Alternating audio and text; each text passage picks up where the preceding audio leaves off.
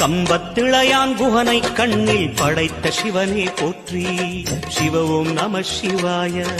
நம்பிய நெஞ்சில் நலமே அளிக்கும் நாகாபரணா போற்றி. ஹர ஓம் நம சிவாய. திருவே நம சிவாயம், தெளிவே நம சிவாயம், கருவே நம சிவாயம், தனிவே நம சிவாயம். நினைத்த உடனே முக்தியை தந்திடும் அண்ணாமலையே போற்றி. சிவ ஓம் நம சிவாய. நிம்மதி வாழ்வினில் நித்தமும் தந்திட சந்நிதி கொண்டாய் போற்றி. ஹர ஓம் நம சிவாய.